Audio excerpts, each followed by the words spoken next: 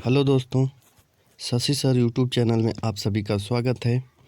आइए आज UP police के कुछ इम्पोर्टेंट क्वेश्चन देखते हैं जो उत्तर प्रदेश कांस्टेबल में पूछा जा चुका है। यानी यूपी पुलिस में ये क्वेश्चन सभी पूछे जा चुके हैं, तो इनको आज हल करते हैं और देखते हैं।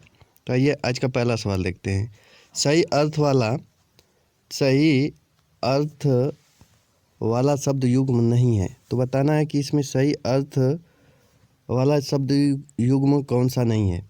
तो अनिल मतलब होता है हवा, अनल मतलब होता है आग, अली मतलब होता है भौरा, अली मतलब होता है सखी, आदि मतलब आरंभ, आदि मतलब अभ्यस्त, जलद मतलब कमल, जलद मतलब होता है बादल। तो यानी ऑप्शन नंबर कौन सा सही होगा। तो इसमें सही बताना है आपको, सही नहीं है तो डी ऑप्शन क्या होगा, सही नहीं है। क्योंकि जलद जो मतलब होता है कमल, लेकिन जलद मतलब होता है बादल। जलद जल में जन्म लेने वाला, तो कमल हो गया। जलद जल को देने वाला, जलद मतलब जल को देने वाला, तो कौन है, बादल। तो बादल का है ये, लेकिन यहाँ पर क्या दिया है, समुद्र, इसलिए ये क्या हो गया, गलत हो गया। यानी option number D is correct. आइए अगला क्वेश्चन देखते हैं। मुहावरा शब्द किस भाषा का शब्द है। मुहावरा शब्द किस भाषा का शब्द है। तो ऑप्शन नंबर आपका ए होगा अरबी, बी है उर्दू, सी है फारसी और डी है हिंदी। तो कौन सा ऑप्शन सही होगा। तो option number A is correct. मुहावरा जो है अरबी शब्द है। क्या है, अरबी शब्द है। अगला सवाल देखते हैं। अगला सवाल है निम्न विकल्पों में से सही शब्द चुनिए। कौन सा सही है। तो आपका ऑप्शन नंबर ए है पुनर्जागरण, पुनर्जागरण, पुनर्जागरण और डी है पुनर्जागरण। तो कौन सा ऑप्शन सही होगा। तो इसमें सही शब्द चुनना था, तो सही शब्द कौन सा होगा, पुनर्जागरण। Option number D is correct. आइए अगला सवाल देखते हैं। निम्न में से उचित शब्द का चयन कीजिए। उचित शब्द का चयन करना है। इसमें ऑप्शन नंबर एक है औद्योगिक, ऑप्शन नंबर बी है औद्योगिक, ऑप्शन नंबर सी है औद्योगिक और ऑप्शन नंबर डी है औद्योगिक। तो कौन सा ऑप्शन सही होगा। तो option number D is right, D is correct होगा, क्योंकि औद्योगिक इस प्रकार से लिखा जाता है। तो option number D is correct. आइए अगला सवाल देखते हैं। आइए अगला क्वेश्चन देखते हैं। क्या ये मिश्र वाक्य है, क्या ये सरल वाक्य है, क्या ये संयुक्त वाक्य है, क्या ये आश्रित वाक्य है। तो इसमें ऑप्शन नंबर कौन सा सही होगा। तो ऑप्शन नंबर आपका option number C is correct होगा, क्योंकि यहाँ पर और लगा है यानी कि किसमें और लगता है, तो संयुक्त वाक्य में लगता है। तो option number D is correct. आइए अगला सवाल देखते हैं। रिलीज हुई, यानी हिंदी की पहली बोलती फिल्म आलम आरा किस वर्ष रिलीज हुई थी। तो ये रिलीज हुई थी किस सन में। तो 1931 में ये रिलीज हुई थी। कब रिलीज हुई थी, 1931 में।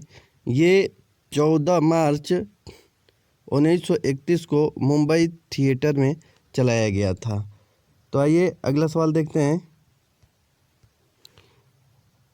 देखिए इसका व्याख्या देख लेते हैं।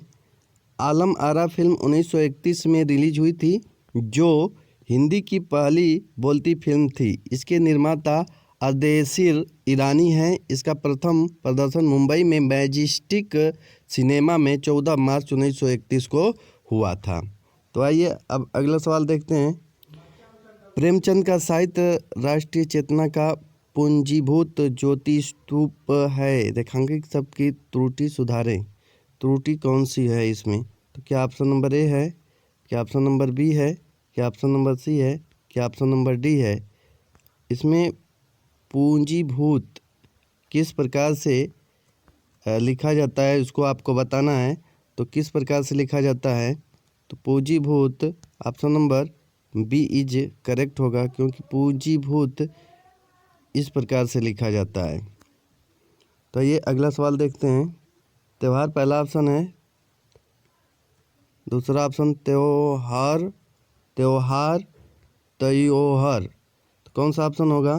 तो ऑप्शन नंबर आपका कौन सा सही होगा? तो option number C is correct, C is correct, C सही होगा। त्योहार इस प्रकार से लिखा जाता है। तो आइए अगला सवाल देखते हैं। निम्न शब्दों में से सही शब्द का चयन कीजिए। सही शब्द का चयन करना है।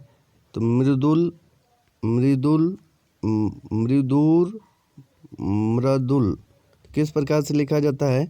तो आपका option number A is correct होगा। मृदुल इस प्रकार से लिखा जाता है। तो option number A is correct. आइए अगला सवाल देखते हैं। वर्तनी की दृष्टि से अशुद्ध शब्द चयन करें। अशुद्ध शब्द कौन सा है? तो देखिए, परमार्थ, महर्षि, आशीर्वाद, सूर्योदय। तो ऑप्शन नंबर कौन सा ही होगा जो अशुद्ध है? तो option number A is correct. A इस प्रकार से नहीं लिखा जाएगा। ए परमार्थ, परमार्थ ऐसे लिखा जाएगा, परमार्थ इस प्रकार से लिखा जाता है।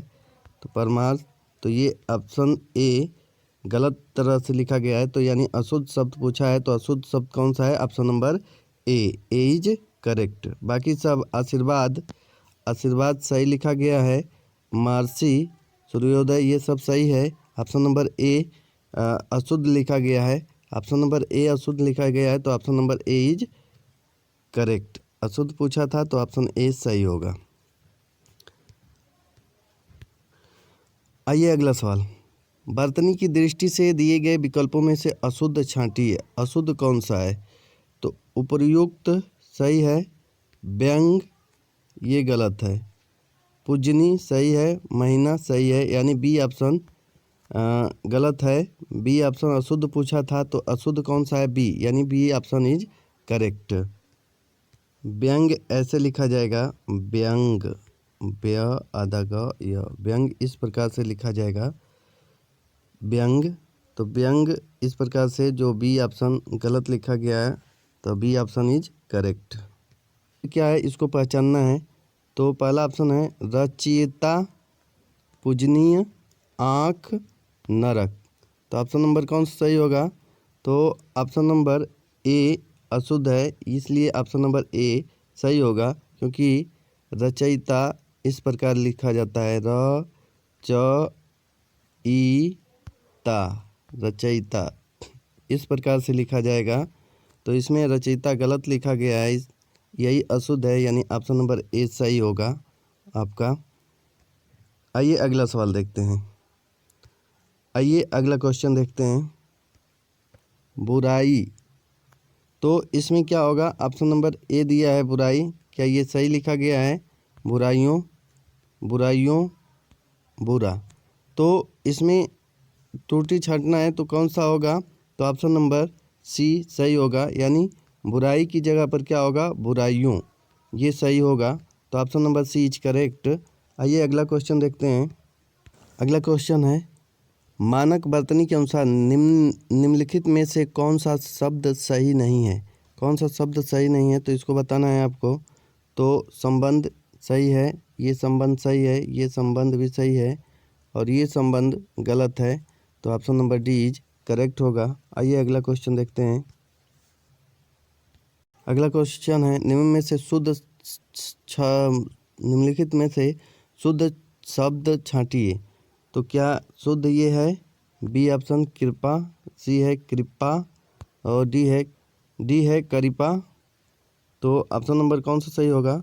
तो option number C is correct, कृपा, कृपा इस प्रकार से लिखा जाता है, कृपा। तो ये अगला क्वेश्चन देखते हैं।